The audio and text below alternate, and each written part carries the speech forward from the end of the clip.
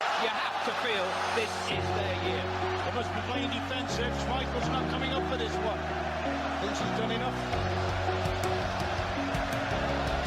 Is this their moment? It's a Sheringham and Solskjaer has won it! Manchester United have reached the promised land. Ole Solskjaer, 9, 8, two substitutes, 7, have scored the 6, 2 goals in 5, stoppage time. 4, And the 3, treble 2, looms large.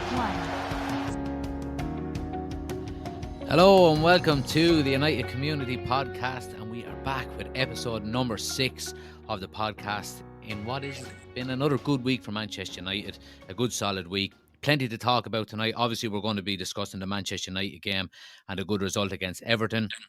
And we're going to talk about some specifics within that game and players specifically in relation to Luke Shaw, and has he staked a claim for left back? Casemiro also got his start, and has he secured his place going forward? And of course, we're going to talk about potentially the greatest of all time, Cristiano Ronaldo, getting his 700th club goal.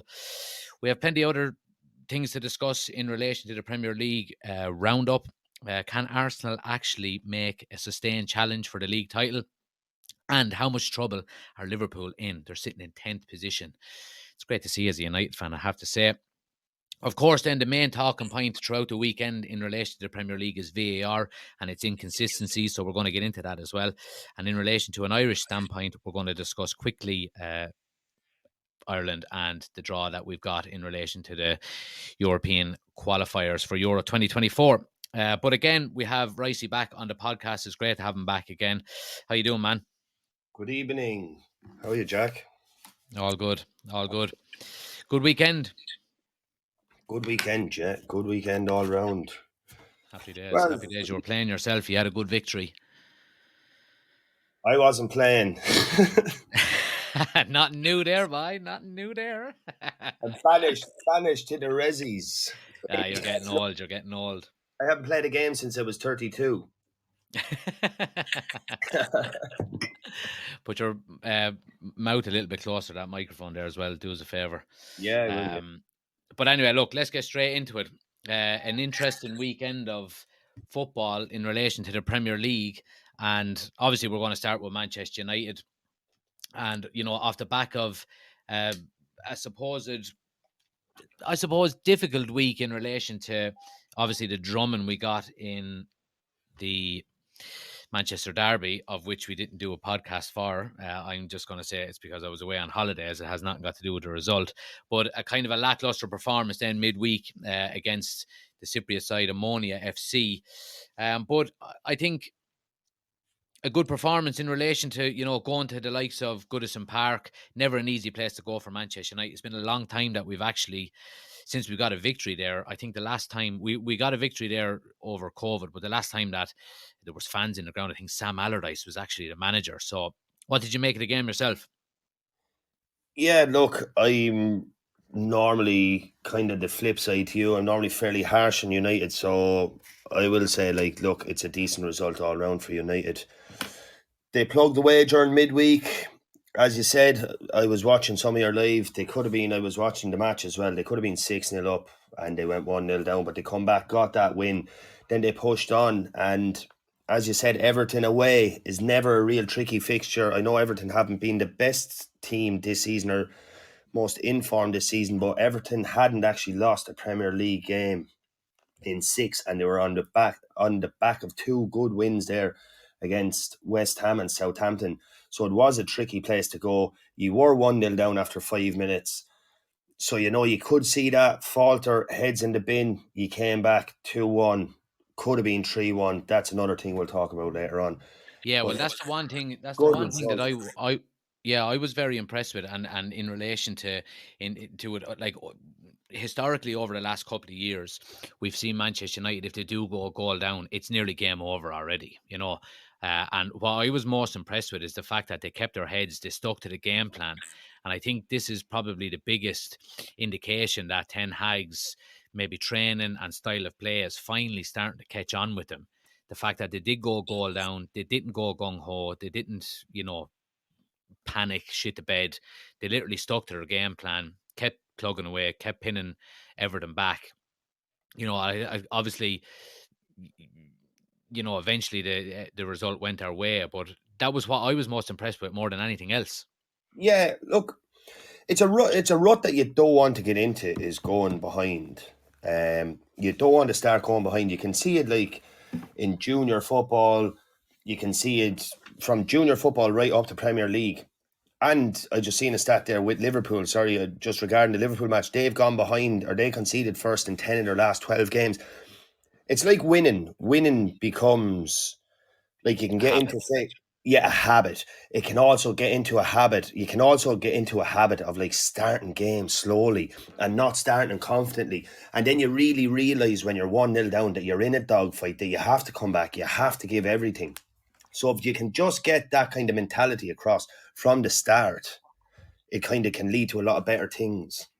Yeah, I agree. Absolutely, 100%. And I think some of the characters that United have now in the team, you know, like we're going to get on to Casemiro, but I think like a game like that suits him down to the ground so well. You know, now I thought he obviously got man of the match, you know, on Sky Sports and all of that, and he was my man of the match as well.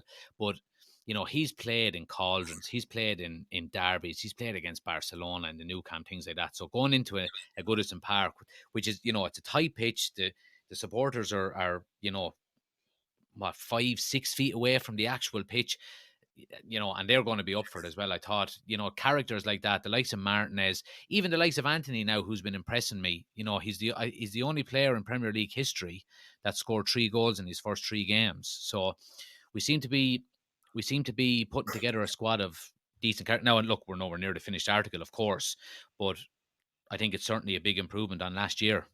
Why Erling Haaland didn't score in his first three, did he not? No, I don't think so. Well, Yeah. it was I didn't double check the stat. Now it was something that was mentioned on BT Sports last night that he's the first Maybe he player didn't. to. I think it was Bournemouth that he didn't actually score against, so that could have been their first 3 games. He had an assist. Remember, he only had 8 touches in the whole game or something. That's right. That's besides the point, anyway. But yeah. So just getting into the game, what were you as a United fan, as an avid United red tinted glasses fan? What were you most happy with? Again, it goes back to what I mentioned there. I was happy with the mentality more so than anything else. We could have played better. You know, there were some very good individual performances, but the mentality seems to be improving an awful lot. And I think that's probably something that Ten Hag has identified pretty early on in his managerial reign at United, that, you know, I need to build these players' confidence up.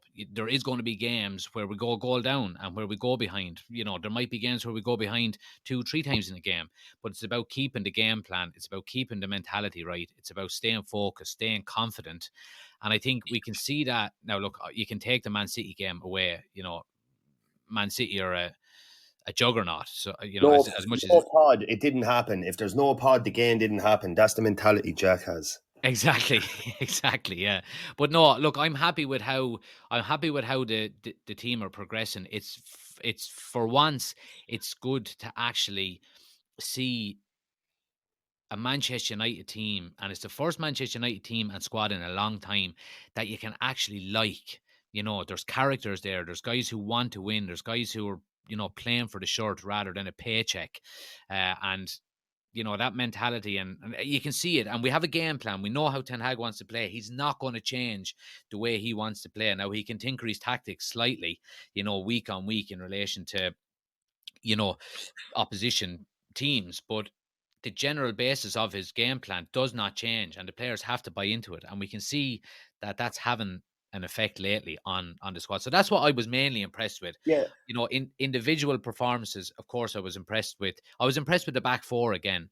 You know, even without Varane in there, I know we did concede, you know, but it was a very good goal, you would have to say. But outside of that, to me, it was kind of an isolated incident. And outside of that, I thought we defended very well, especially with the onslaught in the second half of Everton just pumping balls for 20 minutes in on top of us. Yeah, yeah. And look, I know Manchester United are a big team, and you want to be able to kind of deal with that onslaught in better ways if you can, as in take down the ball and counter and all. But you're going to take that win and run anytime. You know, you need to get that confidence up. You need to keep going. You did defend well. I was talking to But I Go on. Yeah, go on, sorry.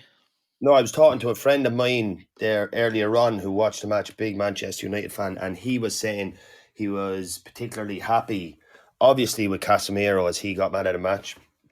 He said he was also very happy with how Ericsson done, and through patches, Bruno showed good glimpses.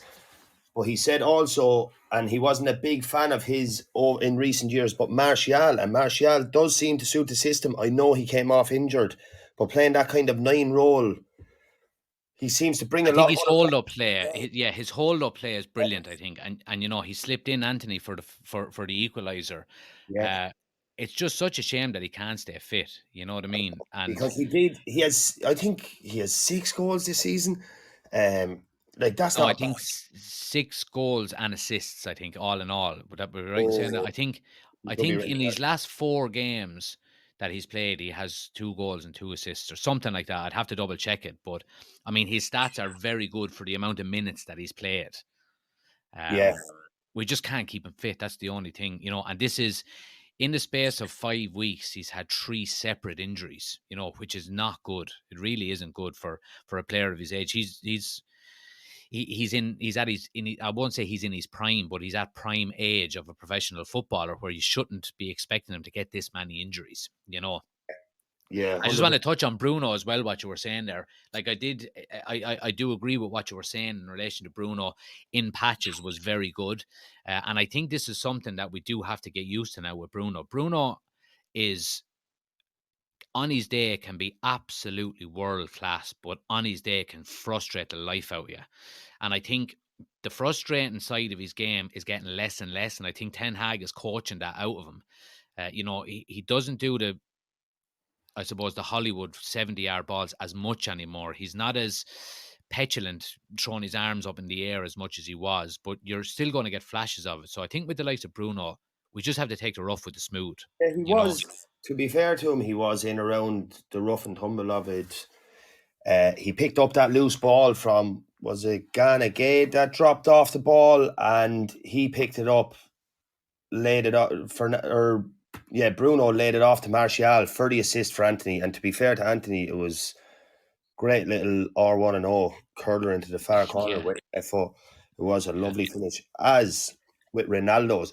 Just going to the first goal again there, where I looked at everyone is kind of going on about Casemiro's error, which, look, it was Casemiro's error. But if you study that or just look back on that quickly again, that incident, he almost after it gives a look back to Anthony, as in kind of, why the fuck did you give me that ball back? Do you know, without a shout, he clearly, look, his spatial awareness wasn't great for that. And you think of a player of his experience, it should be. He was kind of flat. He was a bit static.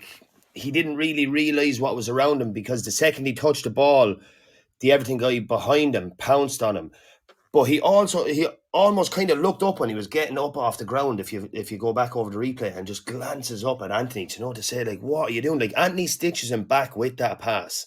Oh, like, yeah, absolutely. Like, and you do have to give, or you do have to put some of the blame onto Anthony there. He has to.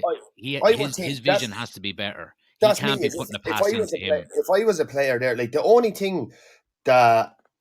only way Casemiro could have really got out of that is if he's bouncing the first time, or as if he's actually taking it on the turn first time. So when Anthony passed him the ball, he's with his outside of his right foot, flicking it towards his right to move onto it more, But when he was just taking it into him like that, there was a lad. The first thing that done was just a tackle in from kind of the side. Good tackle, but like, he didn't really have a whole lot of option.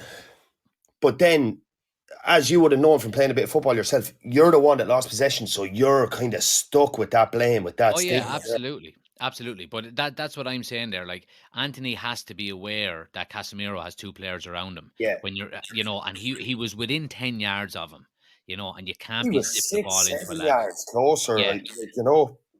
Yeah, absolutely. Look, he made up for it. He lost possession there for just before Ronaldo's goal. He lost possession.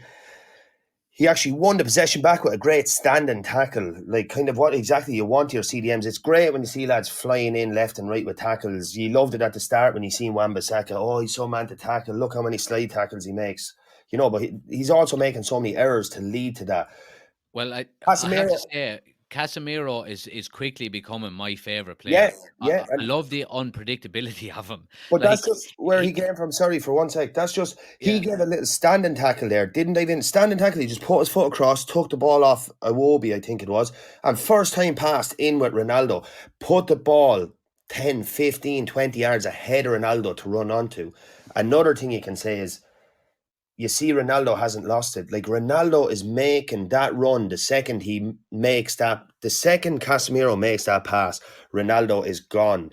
He's telling him to put the ball into that channel. It's that link up, you know. He looked up, put it straight ahead of him, and it was a great finish for that goal also. yeah, absolutely. And that's the difference between, Scott McTominay has never played that pass, No, and he's that's turning. and look, I give credit to Scott McTominay over the last few weeks in a couple of good performances that he had, but that's the difference, when you have a Casemiro like that, and that's what I'm saying there. I love the unpredictability of him because he actually lost the ball first and then won it back and then played Ronaldo in, so it's a bit blood and guts from him, Yeah, and I think McTominay said, just going back to him on that, like could take that ball in, open out towards his right, play it across to his right full, like play it safe, do it all right. Like, and look, Casemiro isn't going to be a playmaker who's doing this, but he broke the lines well there, and it shows how simply it can be done when you break it down to look that simple. I seen also just previous to that incident, he gave a ball actually out left. Who was on the left? Did he give it to Shaw? Did Shaw whip it in? He passed out to left and actually made a darting run up through the middle, got into the box and missed a sitter of a header. Kind of created the whole thing himself. Well, he didn't. yeah, It it was a lovely cross out of Rashford. He put it right in Rashford between left two foot. It defenders. was, yeah. Now he should have scored. I mean, he He had a should have header on the scored. 6-yard box, free He header, should have but scored. Look, it's not his job to score, but he should have no, scored. yeah, he should have scored, absolutely. So do you like again? Just hanging on to Casemiro for the moment, like looking at say the game, like obviously Manchester United's fixtures now for this week. Obviously, we have a home game to Ammonia in Old Trafford on Thursday, and then obviously we have Newcastle on Sunday in Old Trafford as well. Would you be kind of on the side of playing Casemiro in both of them, or would you give him a rest maybe on Thursday night, play Scott McTominay just to keep him fresh for I Newcastle? don't think there's any need to play him on Thursday. You know, like he needs fitness. He wasn't playing massively at Madrid before he came to you. That's why I was kind of thinking when he first came to you and wasn't playing, I was like, is there some kind of something underlying here that like Madrid, because they got rid of him very quickly. That deal was done in a matter of days. Yeah, 10 days. It's almost like Madrid came in and Madrid are like, oh, we had 60 million for him. They have 4 centre mids already they can pick from. They're like, yeah, get rid of him. But he wasn't really playing with them up to that point. But I would not play him this week during midweek. I would wait for Sunday. Like midweek, look, you set out give the youngsters a run. I'm not saying, look, you bet them comfortably away. I know the result, the actual numbers on the result mightn't show that, but that was a comfortable enough game. Like if he had went 1 or 2 up there, that was cricket score. In Old Trafford, they're not going to bring a whole lot to you. It's give McTominay, give Fred, give these boys a run. I'm going to the match on Thursday. Don't be mentioning all these players. I want Casemiro to be playing. I wouldn't like. I don't know what way Ronaldo's going to work now. I wouldn't be playing Ronaldo. I'd be keeping him for Sunday. Like he scored there. Is that enough confidence to bring him back into the team? Just before we do move on to Ronaldo, I'll just say with Casemiro, what you would notice about him is, and this is again when I was having a chat with my friend there that earlier on that supports Manchester United, he said the main thing you'd notice about him was his like work rate out of possession and what he does off the ball is phenomenal, and he would have got a 10 out of 10. Sometimes when he's on the ball, he's not so good. I don't mean not so good, but in that match yesterday in particular. But off the ball, he was doing so much dirty work. He was giving Bruno and Eriksen almost a license to roam up. Eriksen got a couple of shots off on goal yesterday.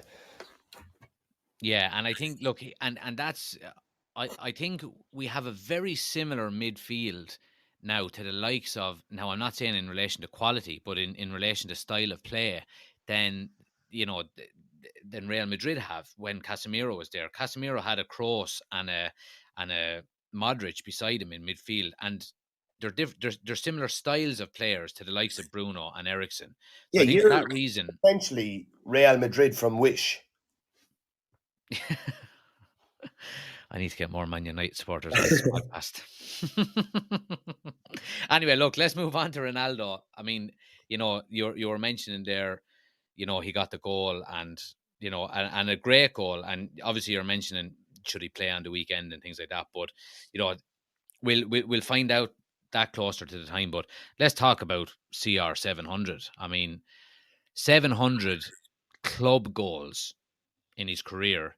And I seen a stat today that Erling Haaland will have to score 46 goals for the next 16 years to match his record. I mean, that's just unbelievable. It is unbelievable. I had to look. Is he the up. greatest of all time? I had to look. Oh, look, that's. I think that's like a matter of opinion for people. Like me, mate came and will say Messi all day. I'll say Ronaldo all day, and both can have good arguments for either or. You're saying one is born with the natural talent, the other earned his natural talent. Like it's really preference. The two of them are absolutely phenomenal. Like, but in my opinion, they are the two kind of standouts. I know people can go on Pele and like Maradona, all these who were phenomenal players, like the best of their generations. But I do think just the modern era, football's only going to get better and better, I think. Yeah. Well, I think what puts Ronaldo and Messi as the two greatest of all time, and you can have your opinion whether it's Ronaldo or Messi. In my opinion, it's Ronaldo, just because of the numbers that he put up and the amount of leagues he's done it in. For that reason, I would go with Ronaldo. But the reason why I think both of them are standout above the Maradonas, above the Pelés, above the George Bests, the Cruyffs, all of these kind of players, is the actual longevity that they've done it for. They've just done it on such a consistent basis. Like if you look at Maradona, for example, he had a spell of maybe 6 years. Obviously brought Napoli. Single-handedly won the World Cup for Argentina, but didn't do it over. Like these guys are doing it nearly. Like Ronaldo is nearly doing it for 20 years now. I know, just consistently doing it. Yeah, I think that's what makes them stand out. Yeah, the thing that just kills the two lads is the World Cups. Like the best of the best have all won World Cups. Like as you say, Maradona carried Argentina to a World Cup. I don't know if Pele carried Brazil to a World Cup. Yeah, he did. He did in carried him. I don't know if he 58. I think was it 58. I think when he was only 17 or 18. Yeah. So, well, look, it's here nor there. They are. Pod says Ronaldo done it on the big stage more than Messi, so he's probably in relation there. Obviously, like Portugal have won the European Championships, with Ronaldo. Yeah. But on the flip side of that, then you can also say, well, Messi won Copa America with Argentina for the first time in 20 years, I think, that they won it. So that would be their equivalent of the Euros for us. So it is still very close, and everyone will have their opinion on it. I think Ronaldo is the greatest of all time. I think Messi is, this is what I usually put it at. I think Messi is probably a better footballer, but Ronaldo is a better goal scorer, if that makes sense. But yeah, I know, I see where you're coming from, but it's very hard to distinguish from the two. Like Messi's numbers, Messi's a couple of years younger than Ronaldo. I think Ronaldo is more driven to like beat all these records, than Messi actually is. I think, if I can put it out there, I think Ronaldo thinks about Messi a lot more than Messi thinks about Ronaldo. Yeah, I think you're right. I think you're right. I think Ronaldo would wake up every morning and he'd be like Messi, that prick. Do you know? Yeah, I need to score more goals. Yeah, but I think that I think that's probably one of the main reasons why Ronaldo wanted out of United this year, is that he's petrified. Obviously, like you were saying there, that Messi has 2 or 3 years on him in terms of age, that he's petrified that Messi will catch and beat his Champions League goal scoring record. And we all know that Ronaldo wants to be the greatest goal scorer in all the competitions he's played. I do, yeah, and I do think one thing completely off topic, just when Messi's been mentioned, I think Messi will be back at Barcelona next year. Yeah, it wouldn't surprise me either, to be quite honest with you. And I don't think anyone would be against that. Maybe Real No, Madrid fans, but I think the rest of the world would be happy to see. yeah, Look, it's his club. Barcelona Great, are a shower sure. of absolute scumbags to to ever run your club into such a position that you have to let the likes of Messi go. And Yeah, seeing him standing on the podium before he left, crying, giving his speech and all that was heartbreaking to see, and it should have never happened. And I think you can see that in the way he's played since he's gone to PSG. Now, look, PSG obviously is a farmers' league, but he hasn't ripped it up. But he's playing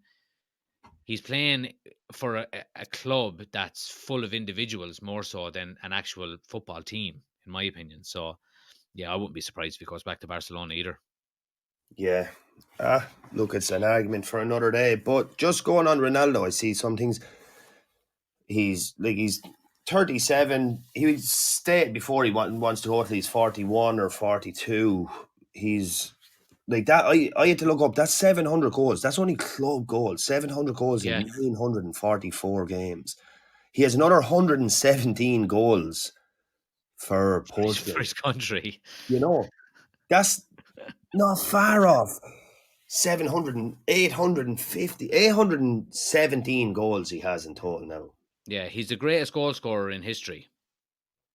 Who was laying claim to have that? People were laughing. Pele was laying claim to having scoring over goals 1,000. against his younger brother in the back garden and all. Yeah, like Pele was claiming to have over well, I don't think it was Pele. Maybe it was Pele's team. He was letting on that he had nothing to do with it. But it was basically Pele was saying he had over 1,000 goals, but he was counting fucking training games and preseason friendlies and all this kind of crack as well.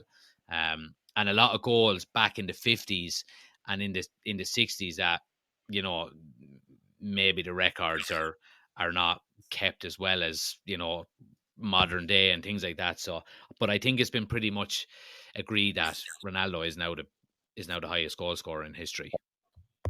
Or Puskas, was it him? No, was it Puskas?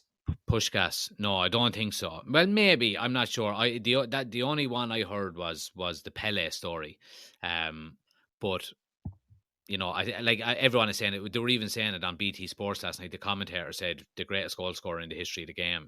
So. Yeah, I just see one of the comments there says they have that Copa tournament 4 times in 6 years. I was wondering how often that was played because I seen once that was played 2 years in a row.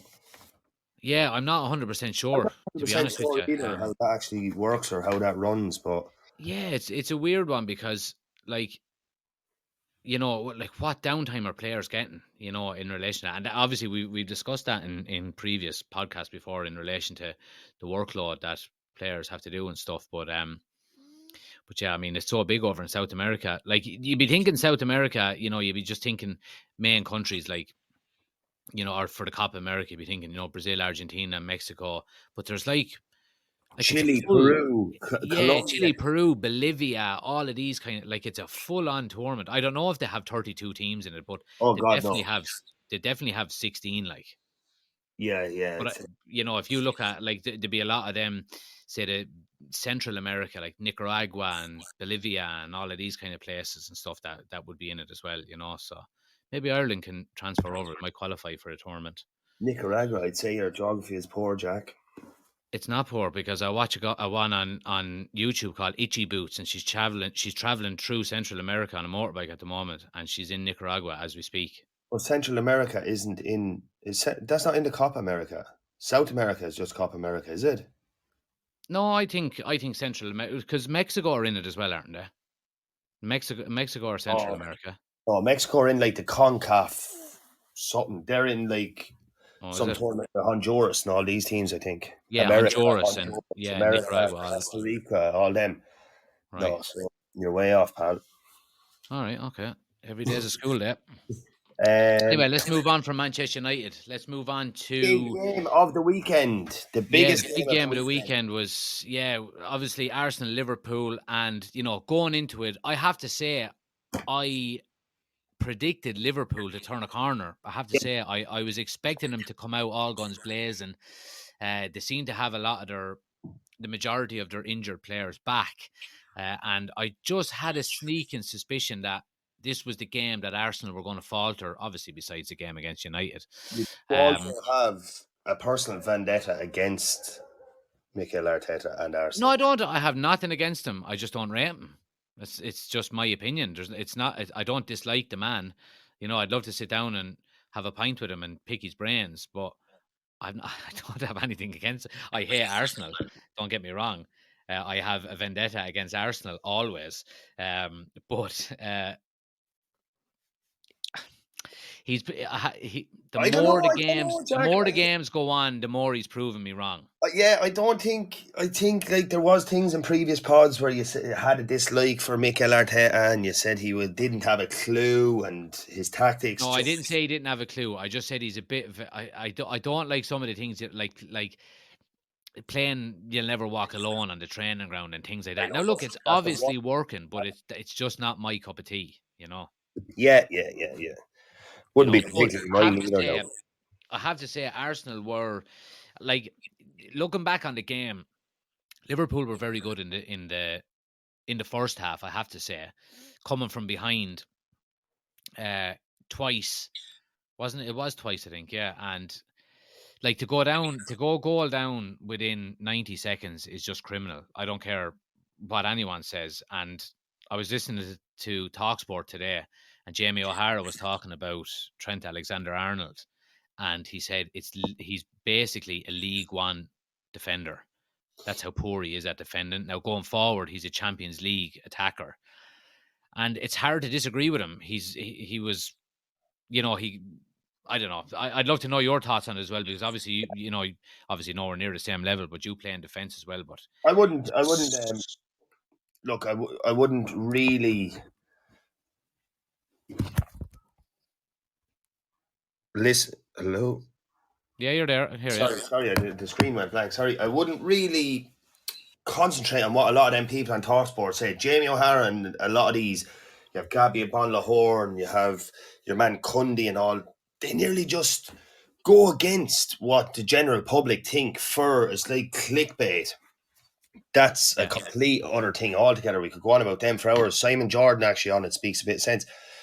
I can see in a way where Jamie O'Hara is coming from, but like in no way hell is Trent a League One defender. Like no, he's going. look, I think he was being a bit harsh, of course, and he was obviously trying to get the headlines. He's going through a rough, bad patch, you know. And look, this kind of Liverpool team, as much as people may hate to admit it, not United fans, obviously, they kind of might be coming to the end of their little era of.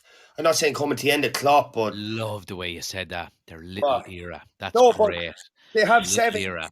No, they have 7 years there, and they've done very well over the 7 years.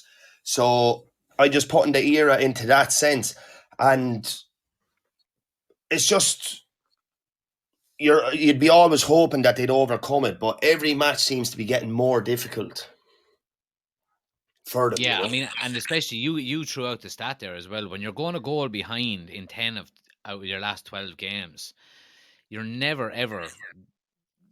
Well, I don't want to say never ever. I mean, United done it for 18 months where we kept going behind them. We won a lot of games, but you're constantly putting yourself on the back foot, you know.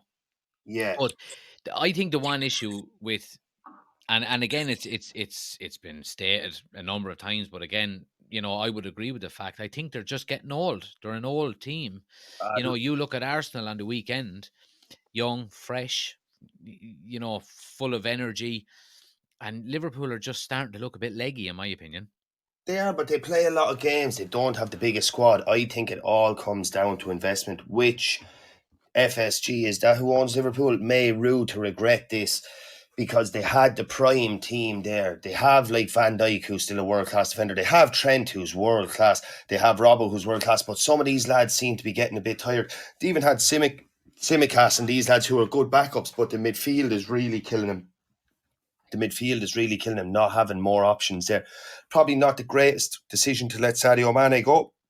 But on the other hand, Sadio Mane wasn't rushing about a contract or anything, you know. I'd say, Well, he wanted to leave. That was yeah. the issue So there, and Liverpool he just wa- needed to cash in a year before he went for free. yeah. So people are saying, "Oh, Liverpool made a massive mistake letting him go." It's not as if like they had a lot of option to keep him. He was saying he wanted to try something new and all, you know, and this kind of his journey had come to an end there. So it's not as if they had massive. They're only after getting Diego Jota back.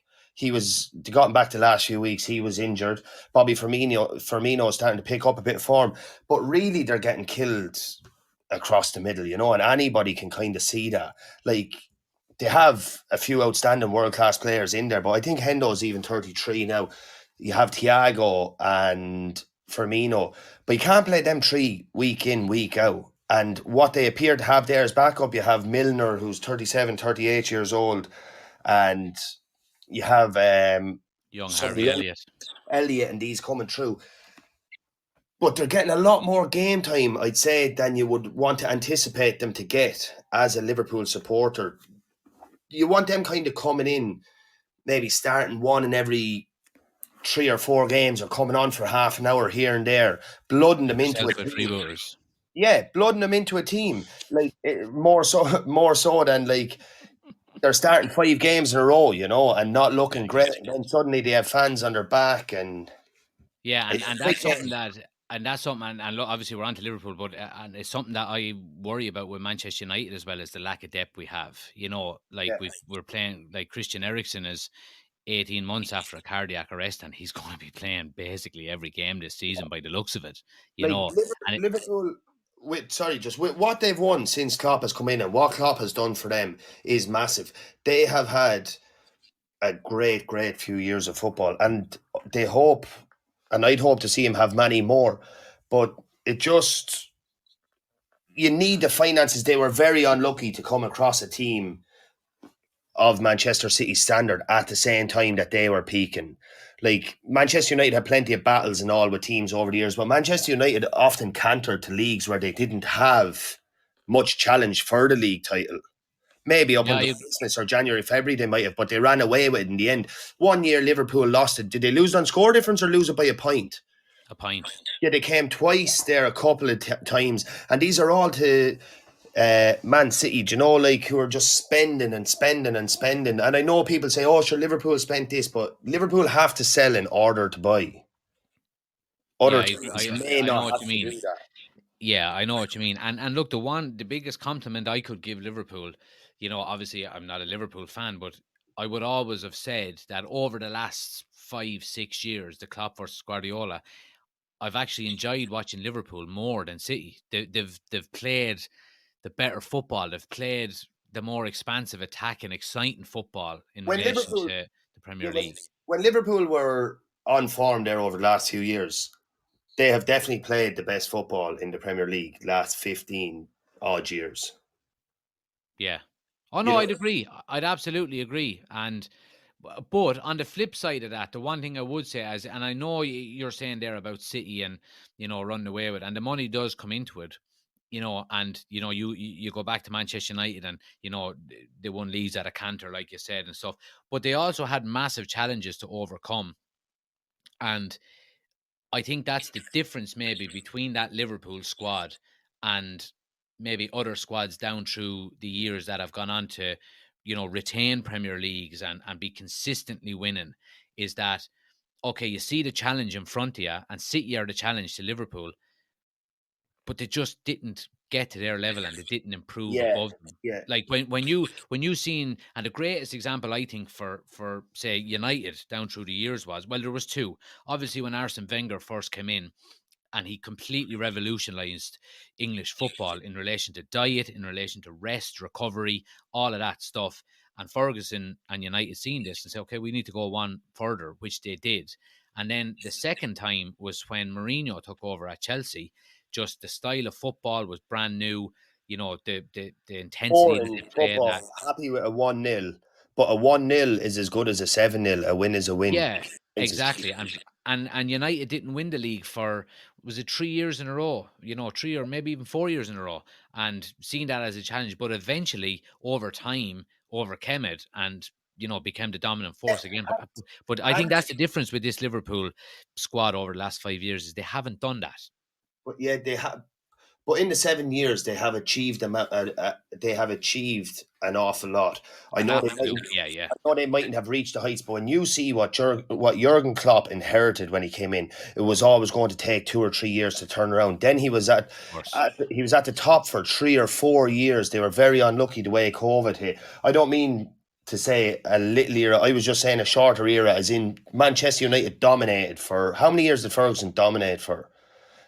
Well, in between the first league and the second and the last league was But you 21 could say years. that he had a Fergie era, if you know what I mean. Oh yeah, Saying there that was he had probably an era of there about was 20 plus years, They're yeah. like the short era I'm on about is just say we'll call it the Klopp era, just for all the world, And the main thing I think for Liverpool is that Klopp doesn't go anywhere. Well, he's only after signing a new contract last year. I don't think he will.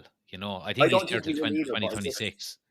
I just think it's the difference between American owners and say your other owners like your oil and all. Like American are run as a business. Oil are run it more as like this is a bit of crack. It's FIFA 23 to them. Or it's probably washing, laundering money somehow. I don't know what goes on there, but like there's endless amounts of money, whereas with Manchester United American owners, Liverpool American owners, they're looking to take money out also.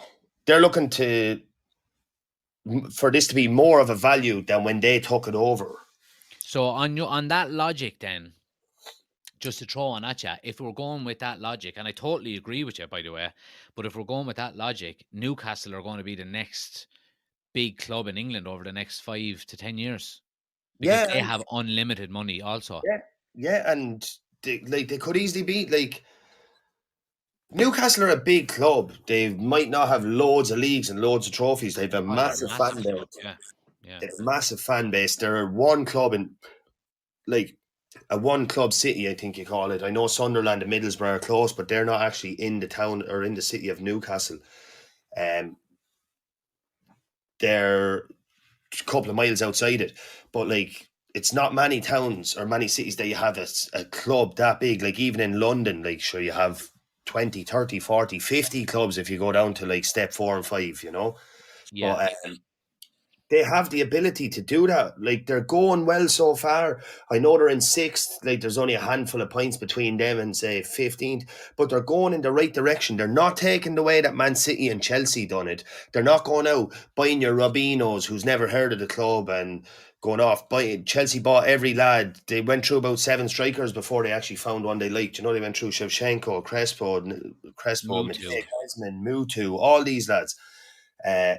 They seem to be doing a kind of a bit more stability. And this we went way off topic, but this this is good. Yeah, keep it going. It'll bring us back to the Arsenal, just where I want to speak about Arsenal, is Arsenal have all the tools to be a great side, and they are a great side at the minute. And at the moment, you have to say, they're probably playing the most attractive football in the Premier League, going on a couple of the goals that they scored yesterday. But what they don't have is maybe the squad depth. Whereas Arsenal, if Arsenal could start that 11 that they started yesterday for every game this season, without injuries, they could win that league. But if they get 3 or 4 of them players injured, they don't have the backup. Whereas if you look, and Liverpool don't have the backup either, and Manchester United probably don't have the backup either. No. But if you look at Man City, how far they are ahead of everybody else. If Grealish gets injured for 6 months, that doesn't matter a toss. If Rodri gets injured, he's one of their main players. They'll just bring in Calvin Phillips. I know Calvin Phillips is technically injured at the minute, but like you could probably bring in Gundogan. I know he's more of an 8, but like they have someone to fill in for someone everywhere they go. Cancelo would be a big loss, but at right full you could bring in Kyle Walker, who I know starts anyway, but or at left full you could bring on. They bought a new young lad, I think. They bought a left full there as well during the summer. I know maybe for I know what you're saying.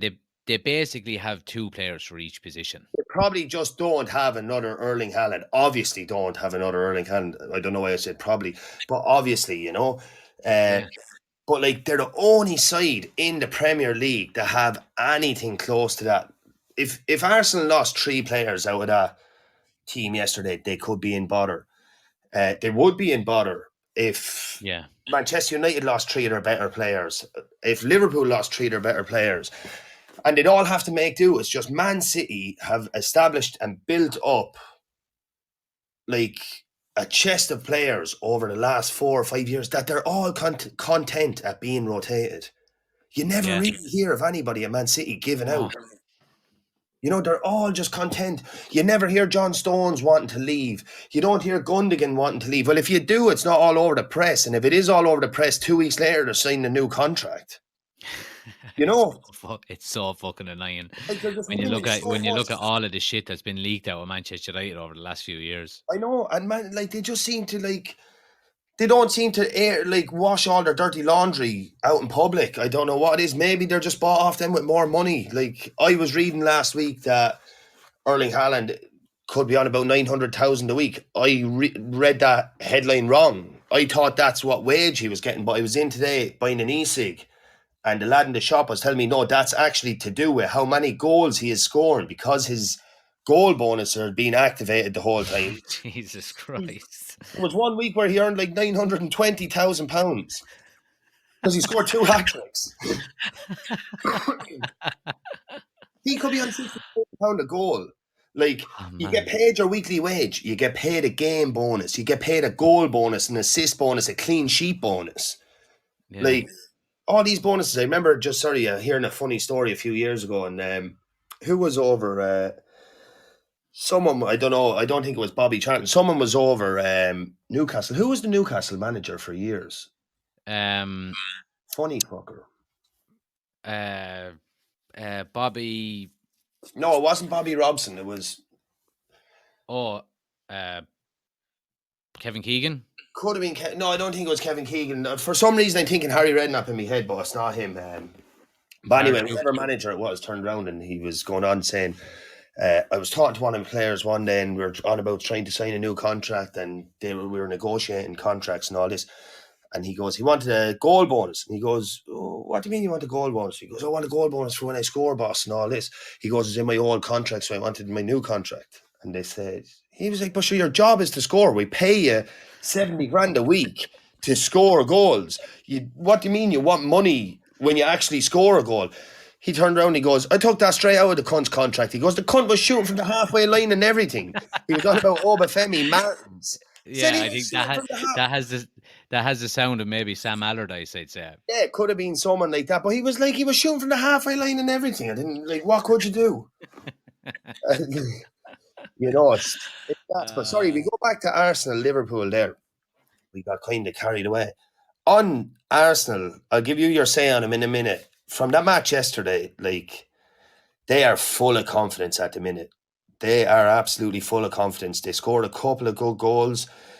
We can go on to the handballs and all that now in a minute, but they're playing very direct. They hunt in packs, similar to the way Liverpool used to play, hunting in packs, force errors upon their opponents, and then they're pouncing on the errors. They have that kind of double pivot there of Partey and Xhaka, which I think they play like a 4-2-3-1 or maybe actual. Yeah, I have to say the two of them have been very impressive this season. And to have actually a natural left-footed player in the midfield in Xhaka is nice also. But it gives the lads up on the wings and even Odegaard in the 10, it gives them a kind of license to do their own thing. You know, like Jesus has been a breath of fresh air. Personally, when he moved, I'd be first up to say I didn't think he'd be half as good as he is now. I didn't think he'd be half as good. Even what goal was it? Was it to put them 2-1 up right in the stroke of half time? Liverpool had a free. I think it was like the 45th minute +4. Crossed into the box. A header was won. Jesus won the ball off the header. Passed it out left. Did he pass it straight to Martinelli, who did brilliant, made a run down the wing. Gabriel ran from centre half to centre forward and dummied the ball, let it through his legs, and Saka tapped it in back post. Like that was what a counter. And their final goal then, which was taken down for, the penalty was banging around the box. I think they had another goal. What was their first goal? Was that a counter? That was very First goal early. was their first goal was after 60 seconds. It broke Sorry, to that was- Martinelli on the left-hand side, and he just buried it. Yeah, it was a counter attack as It well. was a counter, Saka yeah. played it out to Odegaard, played it That's through right. to Martinelli, and that's when the kind of Liverpool defence were kind of a bit of sixes and sevens. Van Dijk was kind of turning left, right, going backwards, and they were overloaded out onto the right hand side. Again, people can all point the finger and say it's Trent, but it's like a thing. You've seen it before with Harry Maguire, and I'm not comparing them in any sense whatsoever, but anything that goes wrong at the back, there was a finger pointed at Maguire. And you would have came to his defence sometimes saying, look, you can't blame him for that. That was the left full, should have been in further. But everybody is still just pointing the finger at him. You know, when someone is down like that, they're an easy target. Trent then getting whipped at half time, not going to do any real good for confidence. But it also showed that Klopp was kind of like, we need to get him off the pitch. Or don't tell me now he was injured, was he?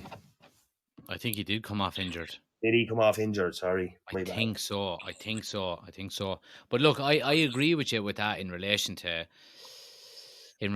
Trent. Like, you know, you can take him out of the firing line, absolutely, and give him a few games on the bench. And it'll probably do him no harm. Keep him out of the headlines.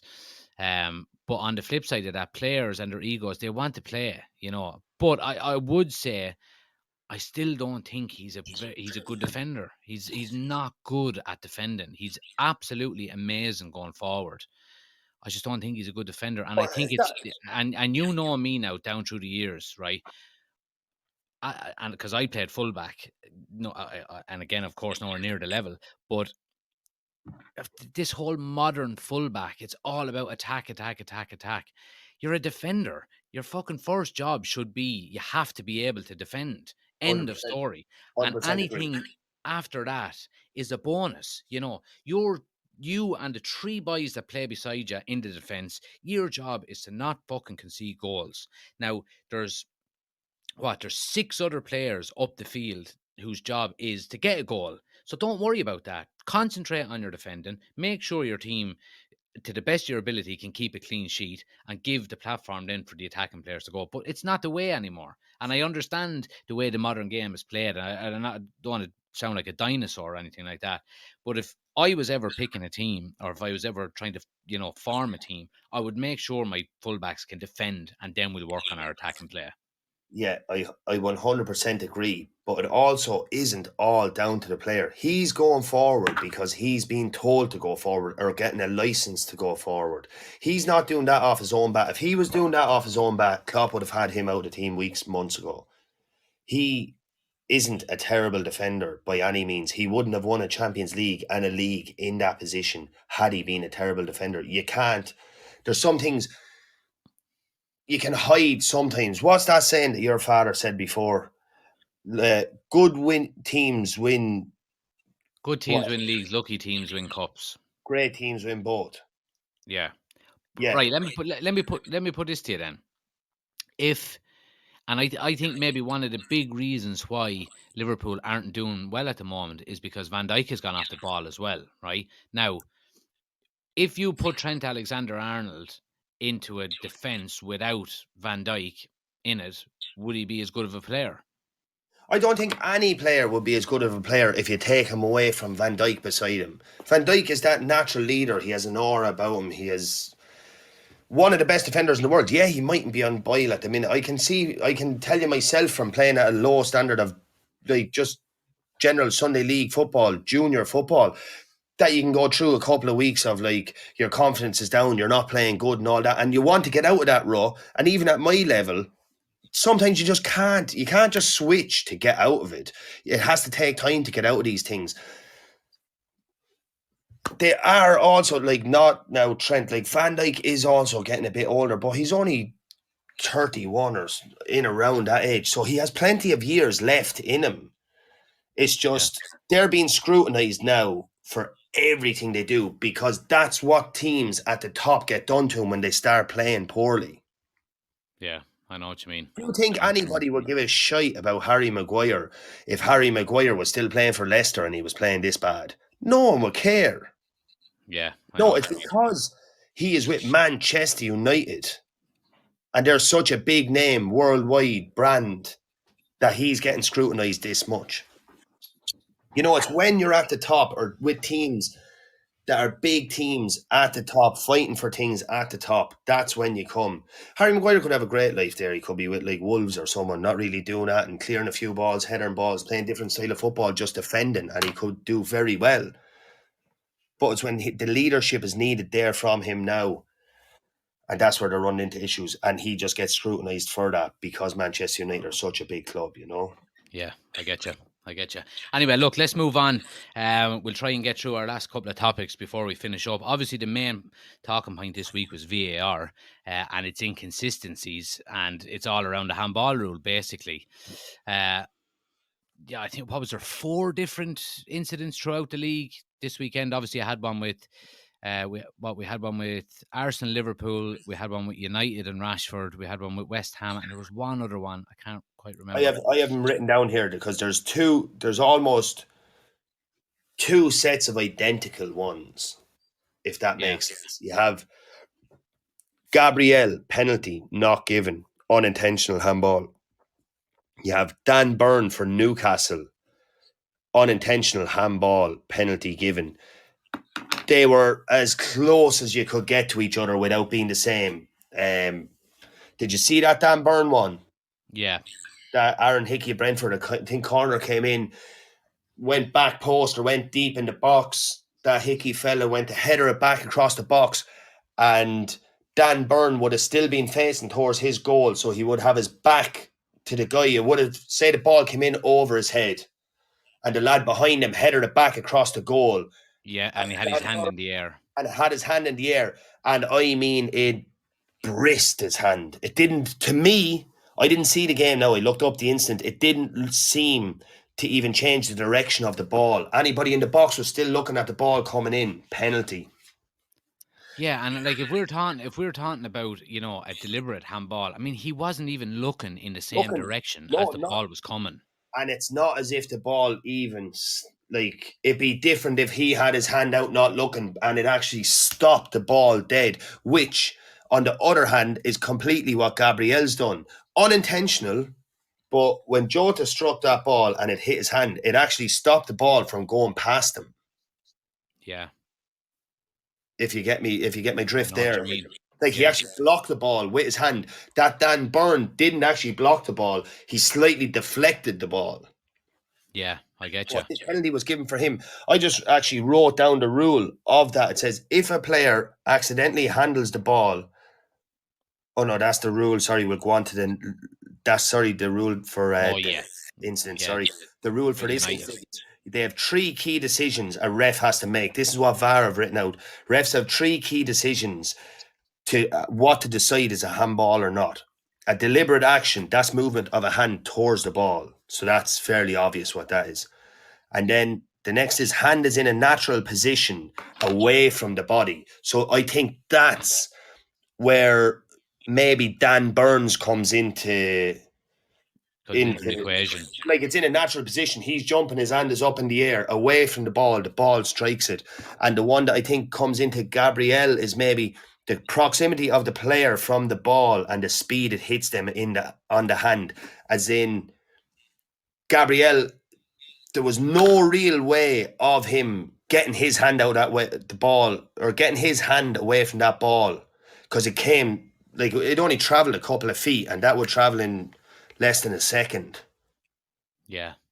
I'm not saying that it's not a penalty now. I'm just kind of saying how it falls under that category there of what the ref deems not a penalty. Yeah, I know what you mean. And obviously, look, and I'm not trying to be anti-Liverpool or anything like that, but I don't think these handballs should be given. You know, no, but the argument people are saying is, I'd say everybody would agree with you, Jack, but what they're saying is don't give them across the board. I'd say people will agree with what you're saying and say don't give them as penalties. They're not penalties then, but they're not penalties for anybody. Like, if VAR is black and white, How can VAR for one match say that's a penalty and the next day say that's not a penalty on such an incident that if it touches the hand like that, it's either a penalty or it's not? Yeah, and I think it all goes back to, and we mentioned this on previous podcasts before, is the actual rule itself is not clear enough, I don't think. It's all about interpretation on the day. They're the exact three things now that I called out that the refs have. So that's down to the interpretation. If the ref deems it deliberate, if he deems their hand is in a natural position, or if he deems that they can't get their hand out of the way fast enough. And I think one of the big issues as well is that when they go to the VAR are sticking with the referee's decision to try and protect them too much rather than overturning the decisions. So if the referee is given a penalty on the pitch, at the ground, and it goes to VAR, they tend not to change the decision, and say, no, that's wrong. That's not a penalty. And we look at Marcus Rashford's goal, I mean, you could not get a less of a handball if you tried. It hit like 3 parts of his body, and just happened, and the upper arm happened to be one of them. It did. On that incident, if it hadn't touched his upper arm there, and I don't agree that was a handball because, like, I agree with what you're saying on it, but, like, if you look more technically into it, when he's moving there, if that ball, it kind of touches the inside of his bicep and tricep, isn't it? Just that area. If that ball doesn't touch there, that ball goes behind him. Do you think so?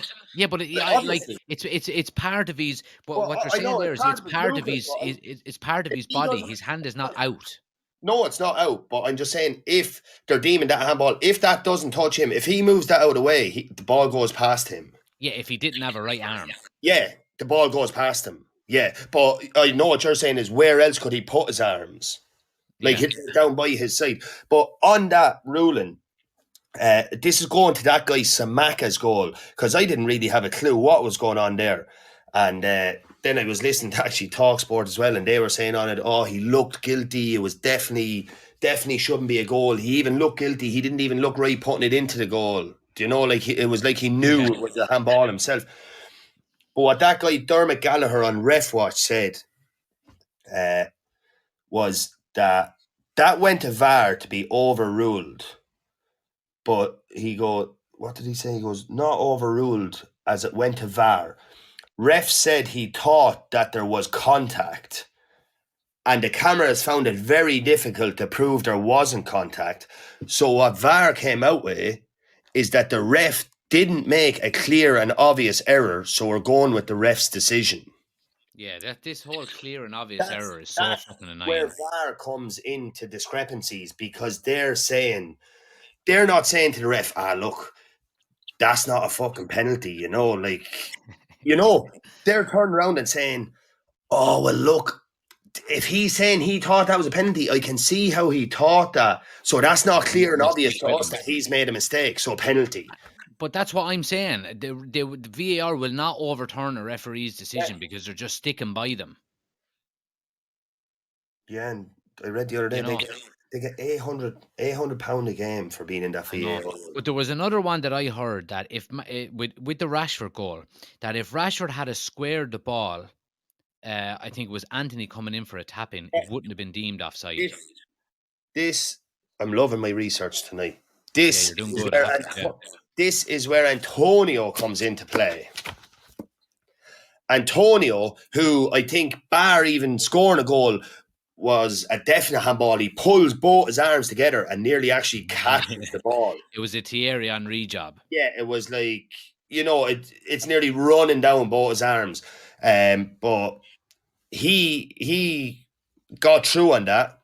The reason that goal stood, even though I think, I just want to reiterate, that wasn't a slight handball. That was a big handball. If that was on the halfway line, nothing to do with a goal, that should be a free for handball.